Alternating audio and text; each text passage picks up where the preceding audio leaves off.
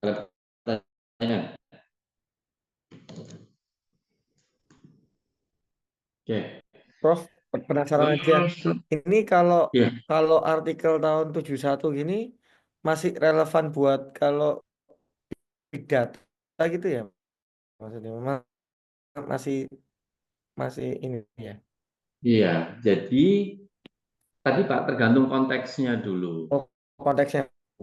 Biasanya memang digunakan untuk case-case yang datanya itu relatif pendek Oh, siap, Prof. Oke. gitu. Nah, sekarang kan kayak misalkan kita ngomong big data ya, atau ya apa namanya, misalkan stok aja misalnya ya, stok itu kan datanya cenderung banyak karena harian. Nah, itu pendekatan-pendekatan machine learning mungkin jatuhnya lebih lebih bagus gitu ya. Jadi kalau arahnya ke big data, mungkin memang yang pendekatannya adalah konvensional atau algoritmis, bukan yang seperti yang barusan kita lihat. Jadi tapi kalau demand forecasting itu menurut saya masih sangat relevan, itu masih dipakai metode-metode tersebut gitu. Walaupun datanya kecil pun bisa juga didekati dengan menggunakan machine learning ya. Oke. Ada lagi mungkin pertanyaan? Ini konsepnya moving average sederhana sekali. Jadi kita tentukan moving average model order berapa. Misalkan ini order 5, berarti kita rata-ratakan setiap 5 pengamatan itu dijadikan nilai forecast untuk kedepannya, gitu ya.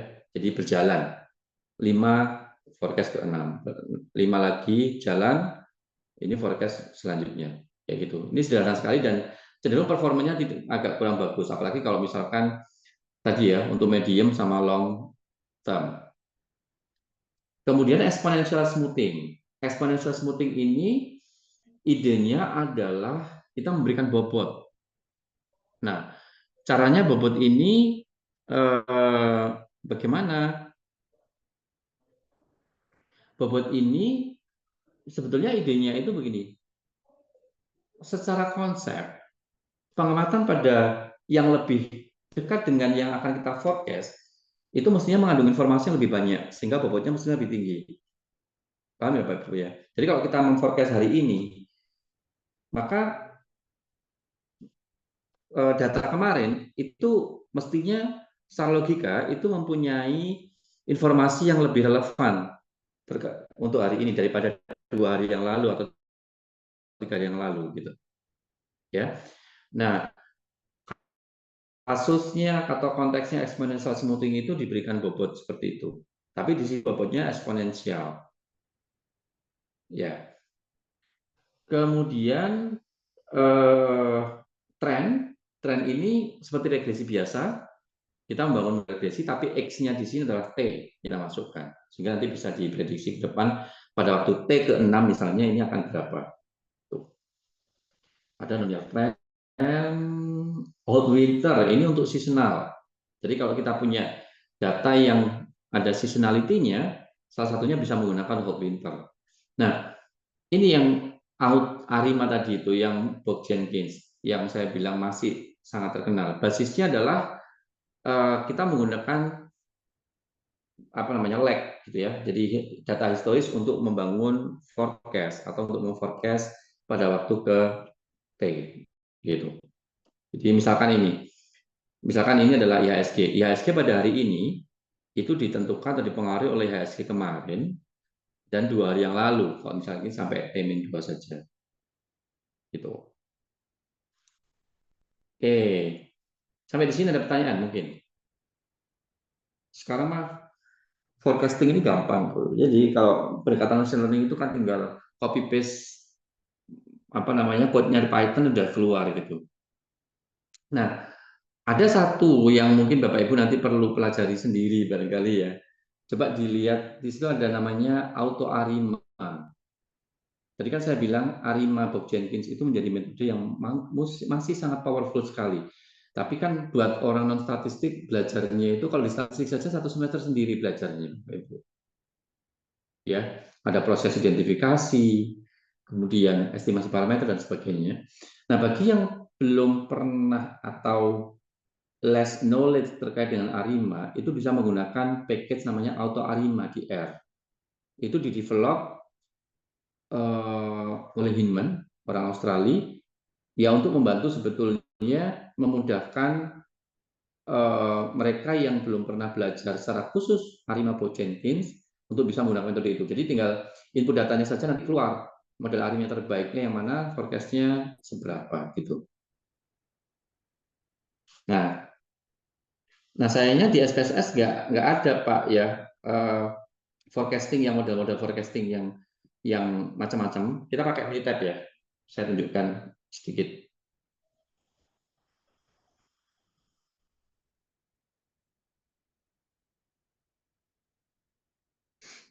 Datanya ya sekarang ya. Saya data apa ya?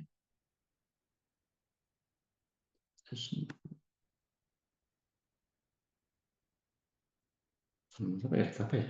Saya lupa.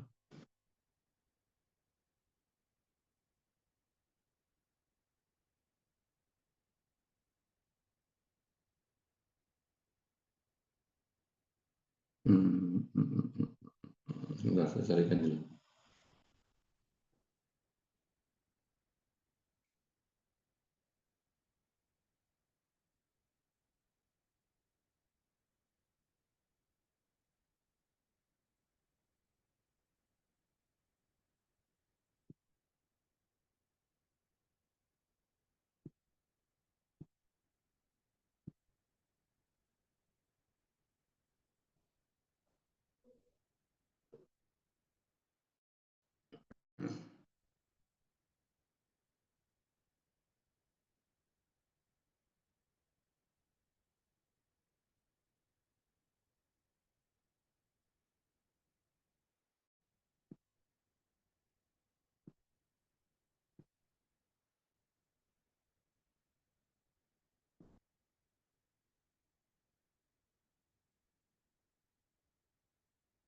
Saya kok sebentar. Ada punya data time series.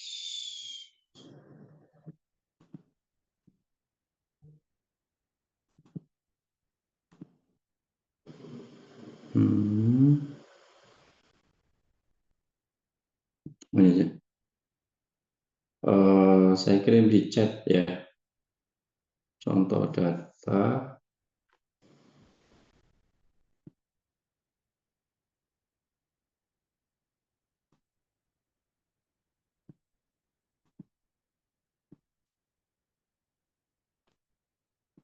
Ya,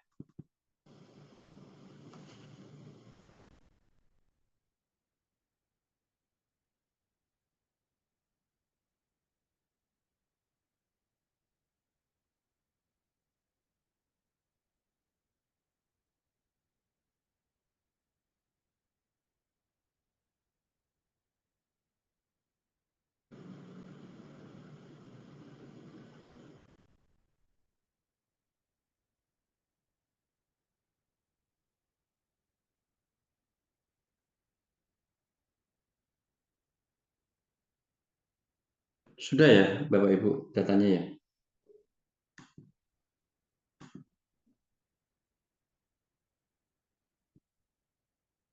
Ya, itu ada data sales. Di copy aja ke Minitab.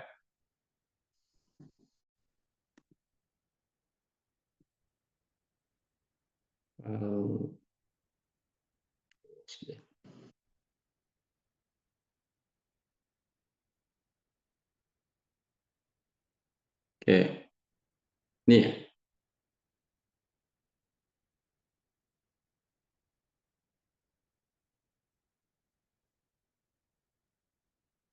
Nah, selalu kalau kita bekerja dengan data time series, itu usahakan atau kayak wajib sebetulnya ya, kita menampilkan plot time seriesnya. Jadi semua menu untuk forecasting itu ada di sini. Start, kemudian time series. Ya. Nah, kita lihat time series plotnya dulu dari data sales ini. Simple. Nah, kita lihat di sini, ternyata ada tren naik, gitu ya. Ada tren naik. Ya, jelaskan di sini kan ada tren naik. Yang belum clear adalah ini kan data sales bulanan tiap akhir bulan dicatat total salesnya berapa. Biasanya kan kita mungkin punya insting, oh kalau sales bulan itu biasanya ada seasonality-nya gitu ya.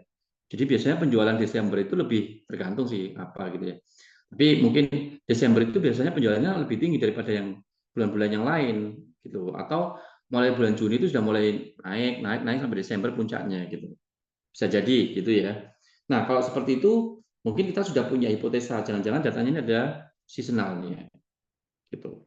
Nah, bisa dicek nanti ada caranya sebetulnya di sini untuk ngecek apakah ada seasonal atau enggak itu dari autocorrelation plot. Tapi kita coba abaikan dulu, anggap aja ya sudah ini datanya ada tren naik. Kita coba sekarang fitting beberapa yang tadi kita pelajari, ada moving average. Caranya ya time series, moving average, kemudian masukkan sales-nya.